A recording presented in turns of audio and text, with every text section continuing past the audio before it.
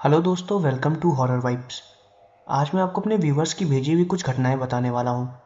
ये घटनाएं सुनने में बहुत ही ज़्यादा मिस्टीरियस और अजीब हैं, तो आप वीडियो को एंड तक ज़रूर देखिएगा। साथ ही अगर आप लोगों को हॉरर स्टोरीज और मिस्टीरियस स्टोरीज सुनना पसंद है तो आप हॉरर वाइब्स को सब्सक्राइब कर सकते हैं। और अगर आप चैनल पर पहली बार आए हैं तो चैनल को सब्सक्राइब ज़रूर करिएगा। वीडियो पसंद आए तो वीडियो को लाइक करिएगा। मुझे कमेंट करके ये भी बताइएगा कि आपको वीडियो कैसी लगी और मैं अगली वीडियो किस टॉपिक पर बनाऊँ। तो ज़्यादा टाइम न लेते हुए वीडियो करते हैं शुरू और खो जाते हैं अंधेरों में। आज की वीडियो की जो आखिरी घटना है उसकी रियल फुटेज मैं आपको घटना सुनाने के बाद दिखाऊंगा, तो आप वीडियो को एंड तक ज़रूर देखिएगा। तो शुरू करते हैं आज की पहली घटना से। ये घटना मुझको हर्षित यादव जी ने लखनऊ से भेजी है और अब आगे की घटना मैं आपको हर्षित जी के पॉइंट ऑफ व्यू से बताऊंगा। मेरा नाम हर्षित है, मैं लखनऊ का रहने वाला हूँ। ये घटना मेरे साथ मेरे घर में ही घटी थी। 2022 में मेरे पिताजी का देहांत हो गया। मेरे घर में मेरी माँ, मैं और मेरी एक छोटी बहन रहती थी। हम अभी भी इसी घर में रहते हैं। हमारा घर 2 मंजिल का बना हुआ है। पापा के जाने से पहले हम लोग पूरे घर में रहते थे, लेकिन उनके जाने के बाद हमें पैसों की थोड़ी प्रॉब्लम होने लगी, क्योंकि हमारे घर में वही एक कमाने वाले थे। मेरी छोटी बहन की उम्र अभी 10 साल है और मैं अभी पढ़ाई कर रहा हूँ, पर अब पढ़ाई के साथ नौकरी भी ज्वाइन कर ली है।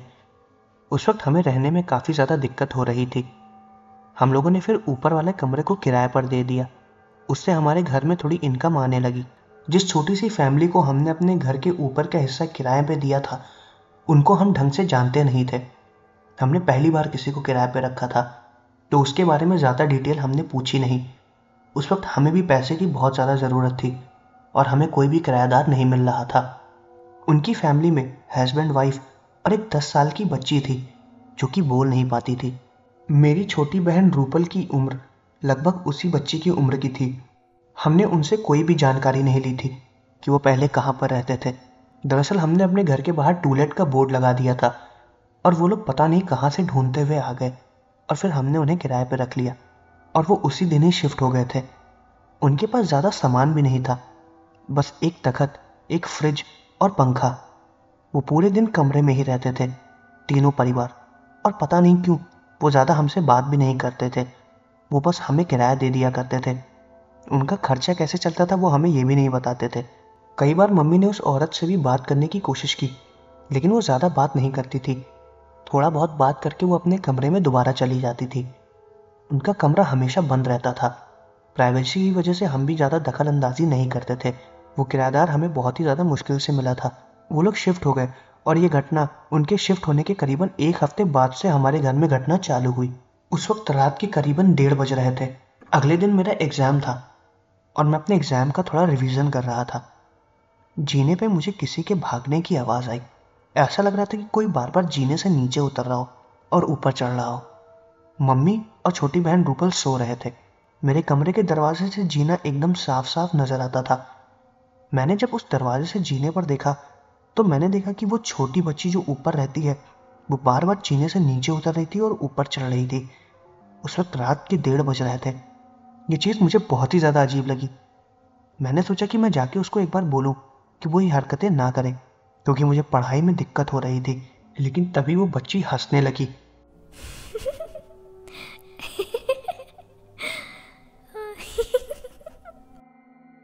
उसकी हंसने की आवाज़ मैंने साफ साफ सुनी। मैं एकदम शॉक्ड हो गया था, क्योंकि वो बच्ची बोल नहीं पाती थी। उसके गले से आवाज़ तक नहीं निकलती थी। लेकिन जब वो हंसी तो मैं कुछ देर के लिए शांत हो गया। मुझे लगा कि शायद उनकी फैमिली ने हमसे झूठ बोला है कि उनकी बच्ची बोल नहीं पाती है। मैंने इस बात पर ज़्यादा ध्यान नहीं दिया और तुरंत मैंने अपने कमरे के सामने वाला दरवाज़ा खोला ताकि मैं उस बच्ची को ऊपर नीचे चढ़ने से रोक सकूं। मैंने जैसे ही दरवाज़ा खोला वो बच्ची सीढ़ियों से गायब हो गई। मैं एकदम शॉक्ड हो गया, क्योंकि दरवाज़ा खोलने में मुझे सिर्फ 3 सेकंड लगे थे और इतनी जल्दी वो अचानक से कहाँ गायब हो गई मुझे समझ में नहीं आया। सीढ़ियों की लाइट भी बुझी हुई थी। आमतौर में रात के वक्त मैं सीढ़ियों की लाइट जला देता हूँ, लेकिन शायद उस दिन मैं भूल गया था क्योंकि एग्ज़ाम का प्रेशर बहुत ज़्यादा था। मैंने सीढ़ियों की लाइट को दोबारा खोला और चुपचाप सीढ़ियों से ऊपर जाके उनके कमरे में देखने लगा। मैं सीढ़ियों से ऊपर गया तो उनका दरवाज़ा अंदर से बंद था और अंदर से एक रोशनी आ रही थी। वो रोशनी शायद किसी दिए की जलने की थी या फिर अंदर कोई बल्ब टंगा हुआ था, मुझे नहीं पता। मैं उनके कमरे से करीबन 2 मीटर की दूरी पर खड़ा था। अगर मैं रात में उनके कमरे के पास जाता तो भी सही नहीं होता, लेकिन उस बच्ची के हंसने की आवाज़ मुझे आई थी और पलक झपकते ही वो कहाँ गायब हो गई मुझे बिल्कुल भी समझ में नहीं आया। मेरा एग्ज़ाम था तो मैंने इस चीज़ पर ज़्यादा ध्यान नहीं दिया और दोबारा जाके अपने एग्ज़ाम का रिवीजन करने लगा और सो गया। अगले दिन जब मैं एग्ज़ाम देके दोबारा घर वापस लौट कर आया तो मैंने मम्मी को कल रात की घटना के बारे में बताया। मम्मी ने कहा कि ऐसा हो ही नहीं सकता है, जब से वो बच्ची आई है उसने एक शब्द भी नहीं बोला है। मैंने मम्मी से कहा कि एक बार जाके वो उसकी मम्मी से बात करे। मम्मी फिर उनके कमरे में ऊपर गई। उन्होंने दरवाज़ा खोला, लेकिन इस बार मम्मी की नज़र हल्का सा उनके कमरे के अंदर पड़ गई। उन्होंने देखा कि वो बच्ची एक कोले के बीच में बैठी हुई है और उस कोले को उसकी माँ ने आटे से बनाया था और उसके चारों तरफ 2 दिए रखे थे। मम्मी ने वो झलक सिर्फ 1 सेकंड के लिए देखी और फिर उसने वो दरवाजे को बंद कर दिया। मम्मी फिर दरवाजे को लगातार नॉक करने लगी, लेकिन उस औरत ने दरवाज़ा नहीं खोला। लगातार 2 से 3 मिनट तक नॉक करने के बाद उस औरत ने दोबारा दरवाज़ा खोला, लेकिन तब तक वो आटे का वो गोला और दिए गायब हो गए थे। शायद उसने उन्हें छुपा के कहीं रख दिया था। मम्मी ने फिर उस औरत से पूछा कि तुम्हारी बिटिया बोल लेती है क्या? उस औरत ने कहा नहीं, ये जन्म से गूंगी है। मम्मी ने उन्हें यह भी बताया कि रात में मैंने उस लड़की को हंसते हुए देखा और शायद वो कुछ गुनगुना भी रही थी। उस औरत ने साफ साफ इनकार कर दिया। उसने कहा कि ये हो ही नहीं सकता है। उसके बाद मम्मी दोबारा नीचे आ गई और उन्होंने हमें ये सारी चीज़ें बताई। मैंने मम्मी से कहा कि शायद ये लोग कुछ अजीब है या कोई काला जादू करते हैं, हमें इन्हें घर से निकाल देना चाहिए। उन्होंने कहा ठीक है, लेकिन अभी उनका महीना भी पूरा नहीं हुआ था और वो लोग हमें पैसा दे चुके थे। तो मम्मी ने कहा कि बस इनका महीना पूरा होने में 10 दिन ही बाकी है, हम 10 दिन का इंतज़ार कर लेते हैं, उसके बाद हम इन्हें कमरा खाली करने के लिए बोल देंगे। उस वक्त अगर हमारे पास उनका पैसा होता तो वो हम उनको उसी वक्त लौटा देते, लेकिन हमारी ज़रूरतें ज़्यादा थी और हमने उनका पैसा पूरा खर्च कर दिया था। 10 दिन की बात थी तो हमने सोचा कि थोड़ा एडजस्ट कर लेंगे। अगली रात में मैं दोबारा पढ़ाई कर रहा था और अगले दिन मेरा पेपर था। उस वक्त रात के 2 बज रहे थे। मुझे कुछ भी समझ में नहीं आ रहा था क्योंकि मेरी मैथ्स थोड़ी वीक है। मैं काफ़ी ज़्यादा टेंशन में था। कभी कभी मैं छुप के सिगरेट भी पी लिया करता था। उस दिन भी मैंने यही किया। मैं चुपचाप अपने कमरे से बाहर गया और सीढ़ियों के ऊपर जाके छत पर सिगरेट पीने लगा। मैंने सिगरेट जलाई ही थी तभी मुझे ऐसा लगा कि छत पे मेरे पीछे से कोई ज़ोर से भागा है। मैं दोबारा पीछे घूमा, लेकिन वहाँ पर कोई भी नहीं था। मैं तुरंत सीढ़ियों से नीचे उतरने लगा तो मैंने देखा कि वही छोटी बच्ची मेरी तरफ पीठ करके सीढ़ियों पर बैठी हुई है। उसके बाल पूरे खुले हुए थे और वो नीचे की तरफ देख रही थी और वो दोबारा हंस रही थी। मेरे हाथ में जो सिगरेट थी वो तुरंत मेरे हाथ से छूट गई और मैं उस बच्ची को कुछ देर के लिए देखने लगा। वो लड़की वहीं पर बैठ के जोर जोर से हंस रही थी और उसके हंसने की आवाज़ ऐसी थी जैसे 2 लोग साथ में हंस रहे हों। मैं बहुत ज़्यादा डर गया था। जब मैं छत पर आया था तो सीढ़ियों की लाइट जल रही थी। शायद उस बच्ची ने सीढ़ियों की लाइट को दोबारा बंद कर दिया था। मैं तुरंत छत पर गया और सीढ़ी के दरवाजे को बंद करके छत पर ही रुक गया और तुरंत मम्मी को फ़ोन करने लगा। मैं बहुत ज़्यादा डर गया था। मम्मी ने फ़ोन उठाया और मैंने उनको तुरंत छत पर आने के लिए बोला। मैंने उनसे बोला कि वो सारी लाइटों को दोबारा जला दे। वो लड़की सीढ़ियों पर बैठी हुई हंस रही है। शायद वो लड़की में कोई भूत है, वो अजीब सी आवाज़ें निकाल रही है। मम्मी मेरी बात सुन के चौंक गई थी। वो तुरंत बाहर आई और उन्होंने तुरंत सीढ़ियों पर जाके देखा। सीढ़ियों पर कोई भी नहीं था। उन्होंने सीढ़ियों का दरवाज़ा खटखटाया और मैंने दरवाज़ा खोला। उन्होंने कहा कि यहाँ पर कोई भी नहीं है। मैं तुरंत उनके साथ नीचे उतरा और उन्हीं लोगों के कमरे के पास गया जहाँ पर वो लोग अंदर रहते थे। उस वक्त रात के 2:30 बज रहे थे। मम्मी ने और मैंने दोनों ने रात भर उनके दरवाजे को खटखटाया, लेकिन उन्होंने दरवाज़ा नहीं खोला। शायद वो लोग काफ़ी ज़्यादा गहरी नींद में थे। उनके कमरे में जल रहे दिए की रोशनी को हम साफ साफ उनकी खिड़की से देख सकते थे। उनकी खिड़की में एक परछाई भी बनी हुई थी। शायद वो उसी लड़की की परछाई थी या उस औरत की परछाई थी जो अंदर रहती थी। वो हिल रही थी। इसका मतलब साफ था कि वो जग रही हैं, लेकिन जानबूझ के दरवाज़ा नहीं खोल रही हैं। मैंने मम्मी से कहा कोई बात नहीं, अभी हम चलते हैं, हम कल इनसे बात करेंगे। उस पूरी रात में बिल्कुल भी नहीं सोया। अगले दिन मेरा पेपर था। मैं जैसे तैसे अपना पेपर देके वापस आया तो मम्मी दरवाजे पर ही बैठी हुई थी। मैंने उनसे पूछा कि आखिर क्या हो गया, वो बाहर क्यों बैठी हुई हैं। तब उन्होंने बताया कि सुबह मेरे कॉलेज जाने के बाद वो दोबारा उनके कमरे में गई और दरवाजे को खटखटाने लगी। करीबन आधे घंटे बाद हस्बैंड वाइफ दोनों ने दरवाज़ा खोला। अंदर वो दोनों हस्बैंड वाइफ थे और उन्होंने अपना सामान बांधा हुआ था। उन दोनों ने बहुत जल्दी जल्दी में घर को खाली कर दिया। मम्मी ने उन्हें रोकने की भी कोशिश की, लेकिन वो लोग नहीं रुके। वो अपना सामान भी लेकर नहीं गए, बस उन्होंने अपने थोड़े बहुत कपड़े पैक किए। जाते वक्त वो लड़की भी हंस रही थी, जो छोटी सी बच्ची थी। आखिर वो कैसी फैमिली थी, कुछ भी समझ में नहीं आया। उनके जाने के बाद मम्मी दोबारा उनके कमरे में गई और उन्होंने देखा कि उनके कमरे में ढेर सारे दिए रखे हुए हैं और एक फ्रिज जो वो लोग अपने साथ लेकर आए थे। उस फ्रिज को जब खोला तो देख के हैरान हो गई और मैंने भी उस फ्रिज को खोला। मैं भी देख के डर गया था। उस फ्रिज के अंदर मरे हुए छोटे छोटे जानवर पड़े हुए थे। एक आटे की बनी हुई गुड़िया रखी हुई थी, किसी औरत के पुराने बाल रखे हुए थे, एक नींबू जिसमें सिंदूर लगा हुआ था और पता नहीं बहुत ही अजीब अजीब चीज़ें। उन सब चीज़ों को देख के हम लोग हैरान हो गए। मम्मी ने तुरंत कुछ पुलिस वालों को भी फ़ोन कर दिया और बगल के लोगों को भी बुलाया। सब लोगों ने देखा। वो लोग कहाँ से आए थे और कहाँ चले गए, इसका किसी के बारे में कुछ भी पता नहीं चला। हमारे पास उनका नंबर भी नहीं था और ना ही कोई आधार कार्ड जो कि वो हमें दे सके। ये हमारी गलती थी कि हमने बिना किसी जान परिचित के उन्हें अपने घर में रख लिया था। लेकिन हमारी किस्मत अच्छी थी कि हम बच गए। आखिर वो लोग कौन थे और क्या चाहते थे, हमें कुछ भी नहीं समझ में आया। वो लड़की बोल सकती थी या नहीं, हमें ये भी नहीं पता। लेकिन ये अजीब सी घटना जो हमारे घर में घटी, इसे हम कभी भी भूल नहीं पाएंगे।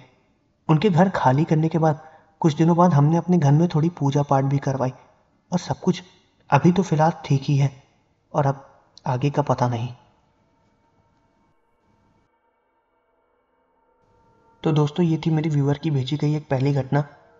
अब मैं आपको एक दूसरी घटना बताने वाला हूँ। ये दूसरी घटना मुझको संतोष जी ने इलाहाबाद से भेजी है और अब आगे की घटना मैं आपको संतोष जी के पॉइंट ऑफ व्यू से बताऊंगा। मेरा नाम संतोष है। ये घटना मेरे साथ 2008 में घटी थी। उस वक्त मेरी उम्र करीब 17 साल की थी। हम गांव में रहते थे। मेरे पापा गांव में किसान थे। 2020 में उनकी मौत हो गई थी। जब वो किसानी करते थे तो रात में खेतों की और चारों की देखभाल भी करते थे, क्योंकि रात में अक्सर जंगली जानवर आके उन्हें खराब कर दिया करते थे। ज़्यादातर फसल जंगली जानवर खराब कर देते थे, इसलिए उनकी सुरक्षा के लिए पिताजी को रात में वहीं खेत में ही रुकना पड़ता था। मैं सुबह और शाम उनको खाना देने भी जाता था। हमारा खेत हमारे घर से सिर्फ 2 किलोमीटर की दूरी पर था, तो मैं पैदल ही चला जाया करता था। हमारे गांव में लोग खाना जल्दी खा लिया करते थे, तो शाम का खाना मैं पापा को करीबन 6 बजे तक दे आता था। मैं घर से लेके खेतों तक का 2 किलोमीटर का सफ़र अपनी साइकिल से तय करता था।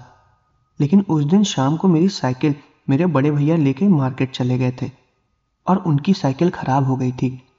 तो मैं 6 बजे तक पापा को खाना देने के लिए चला गया, लेकिन लौटने में मुझे थोड़ी सी देर हो गई। काफ़ी ज़्यादा अंधेरा हो गया था। मैं अपने हाथों में सुबह के बर्तन पकड़ के घर आ रहा था।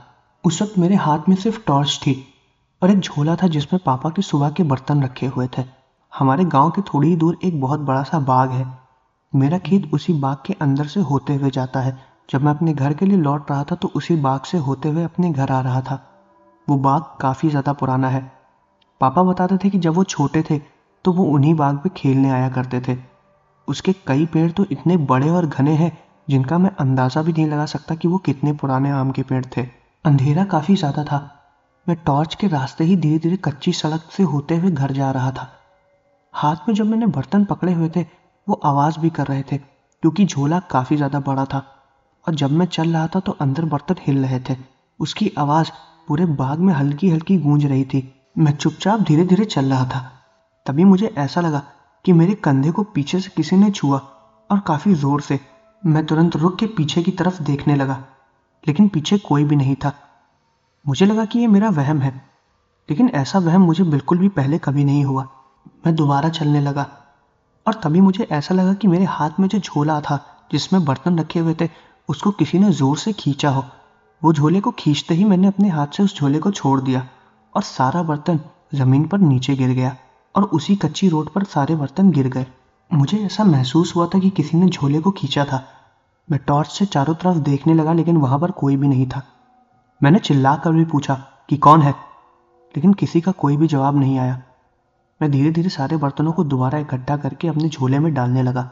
मैं जैसे ही आखिरी थाली को पकड़ के झोले में डालने जा रहा था, मेरी आंखों के सामने वो थाली सड़क के कोने में चली गई, और वो देख के मैं हैरान हो गया। मैं डर गया था। वहां पर कोई भी नहीं था। ऐसा लगा कि किसी ने उसे पकड़ के खींचा हो, लेकिन वो अपने आप गई थी। मैंने दोबारा उसे उठाने की कोशिश की, और वो दोबारा खिसक के एक पेड़ के पास चली गई। अब मैं उसे उठाने के लिए बिल्कुल भी नहीं गया। मैं उस पेड़ से और उस थाली से थोड़ा पीछे हट गया, और जब मैं उस पेड़ की तरफ देखने लगा जिस तरफ थाली खिसक के गई थी, तो उसके पीछे एक औरत का चेहरा दिखा मुझे। वो अंधेरे में थी। वो मेरा कोई वहम नहीं था।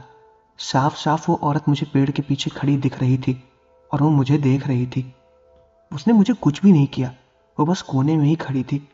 ऐसा लग रहा था कि वो मुझसे कुछ कहना चाह रही है, लेकिन मेरी बिल्कुल भी हिम्मत नहीं हुई। मैं वहां पर एकदम मूर्ति की तरह जमा था और उसको देख रहा था। उसकी चमकती हुई आंखें मुझे साफ साफ दिखाई दे रही थी। मैं वहां से फिर 2-3 कदम पीछे लेने लगा, और मेरी आंखों के सामने वो थाली दोबारा खिसक के मेरी तरफ आई। अब तो मैं एकदम डर चुका था। मैं चिल्लाना भी चाह रहा था, लेकिन गले से मेरे आवाज नहीं निकल रही थी। मैं चुपचाप पीछे की तरफ धीरे धीरे जा रहा था, और वो थाली जो जमीन पर गिरी थी वो मेरे पास खिसकते हुए आ रही थी। मैं चाहता तो भाग भी सकता था, लेकिन पता नहीं कि उस वक्त मेरे पैर बिल्कुल भी काम नहीं कर रहे थे। मैं बस एक एक कदम पीछे ले रहा था। मुझे ऐसा लग रहा था कि अगर मैं भागूंगा तो शायद वो जो भी चीज़ थी, चुड़ैल या भूत, वो मेरे पीछे आती, और मेरे साथ कुछ ना कुछ गलत ज़रूर हो जाता। मैं भागते हुए बाग के थोड़ा बाहर निकल रहा था। तभी मैंने देखा कि बाग के दूसरी तरफ से मेरे भैया मेरी साइकिल लेके आ रहे थे। मैं भागते हुए उनके पास गया। जब मैंने अपने भैया को देखा तो मैंने सारे बर्तन वही रोड पर ही पटक दिए और उनके पास भागते हुए चला गया। उन्होंने मुझे देखा। मैं बहुत ज़्यादा घबराया हुआ था। उन्होंने मुझसे पूछा कि आखिर मुझे क्या हुआ। मैंने उन्हें बताया कि वहां पर रास्ते में मुझे एक औरत खड़ी मिली, और थाली बर्तन जो कि मेरे हाथ से छूट कर गिर गए थे वो अपने आप हिल रहे थे। भैया समझ गया था कि जरूर वहां कोई ना कोई भूत प्रेत है, इसीलिए उसने मुझसे तुरंत साइकिल पर बैठने के लिए बोला, और ये भी बोला कि मैं सारा सामान दोबारा उठा लूं। उसको पता था कि इस रास्ते में भूत प्रेत और चुड़ैलें कभी कभी दिखा करती हैं, इसलिए वो मुझे लेने भी आया था, क्योंकि माँ ने उसे लेने के लिए मुझे भेजा था। घर पहुंचते ही मेरी तबीयत बहुत खराब हो गई थी। मुझे उल्टियां भी आने लगी थी। भैया ने माँ को सारी चीजें बताई। माँ ने उसी वक्त मेरी नज़र भी उतारी। अगले दिन पापा जब खेत से घर आए तो उनको भी सारी बात बताई गई, क्योंकि अगले दिन मैं खाना लेके नहीं गया था, मेरा भैया खाना लेके गया था उनके लिए। पापा ने मुझको समझाया कि उस रास्ते में अक्सर भूत प्रेत मिला करते हैं, इसलिए कोशिश किया करो कि 6-6:30 बजे से पहले तुम घर पहुंच जाया करो। अब मुझको ये बात नहीं पता थी कि वहां पर मेरे साथ ऐसा कुछ खट जाएगा, लेकिन उस घटना के बाद से मैं कभी उस रास्ते में पापा को खाना देने नहीं गया, और कुछ साल बाद उस हिस्से का खेत पापा ने बेच भी दिया था। तो दोस्तों, ये थी मेरे व्यूवर की भेजी गई एक दूसरी घटना। अब मैं आपको एक तीसरी घटना बताने वाला हूं, जो कि मुझे सारा जी ने कानपुर से भेजी है। ये घटना उनके भाई आरिफ के साथ घटी थी। घटना सुनने के बाद मैं आपको एक रियल फुटेज भी दिखाऊंगा, जो कि सारा जी ने मुझे भेजी है, जिसमें वो चीज़ साफ साफ दिखाई दे रही है जिसकी वजह से उनके साथ ये घटना घटी। तो अब आगे की घटना मैं आपको आरिफ जी के पॉइंट ऑफ व्यू से बताऊंगा। मेरा नाम आरिफ है। ये घटना मेरे और मेरे दोस्तों के साथ गंगा बैराज के पास घटी थी, जो कि कानपुर में है। वहां पर अक्सर लोग शाम को घूमने जाया करते हैं। शाम के वक्त वहां पर बहुत ही ज़्यादा भीड़ होती है। मेरा एक दोस्त था, उसका जन्मदिन था। उसका जन्मदिन मनाने हम लोग रात के 12 बजे वहां पर गए। वो एरिया रात में एकदम सुनसान हो जाता है और काफ़ी ज़्यादा अंधेरा रहता है। उस वक्त हम करीबन 8 लोग थे। 12 बजते ही हमने अपने दोस्त के बर्थडे का केक काटा। अंधेरा काफ़ी ज़्यादा था, तो सब लोग अपनी फ़ोटोज़ खींचने लगे और फ्लैशलाइट को ऑन कर लिया। हमें ढंग से कुछ भी दिखाई नहीं दे रहा था, तो हमने जल्दी जल्दी केक काटा और सारी फ़ोटोग्राफ्स खींच के उनको अपलोड करने लगे। किसी ने अपनी स्टोरी पर डाला, तो किसी ने विश करते हुए अपने सोशल मीडिया अकाउंट पर। मेरा एक दोस्त था, उसने भी अपने व्हाट्सएप अकाउंट पर स्टोरी अपलोड की ताकि वो अपने दोस्त को विश कर सके। उसके किसी दोस्त ने जब वो स्टोरी देखी तो वो देख के बहुत हैरान हो गया, और उसने तुरंत अपने दोस्त को कॉल किया और हमें बताया। उसने जो फोटो अपलोड की थी उसमें साफ साफ दिख रहा था कि मेरे दोस्त के पीछे अंधेरे में एक लड़की खड़ी है जो कि उसे देख रही है। उस लड़की की आंखें चमक रही थी और वो काफ़ी देर से वहाँ पर खड़े होकर हम 8 लोगों को देख रही थी, लेकिन हमें उस वक्त वहाँ पर कोई भी नहीं दिखाई दिया। जब हमने उस फोटो को ढंग से देखा तो हम देख के हैरान हो गए। जहाँ पर वो लड़की खड़ी थी, कुछ देर पहले हम उसी जगह पर खड़े होकर केक काट रहे थे। जब ये हमने देखा तो हम वहाँ से तुरंत निकलने लगे। हमारे 2 दोस्तों की तबीयत तो बहुत बुरी तरीके से खराब हो गई और एक दोस्त की डर की वजह से मौत भी हो गई। सना जी ने इतनी ही घटना मुझे बताई। इस घटना को उन्होंने काफ़ी शॉर्ट डिटेल में मुझे बताया था, जिसको मैंने अपने हिसाब से आपको बताया है। अब इस घटना से रिलेटेड मैं रियल फुटेज आपको दिखाने वाला हूँ।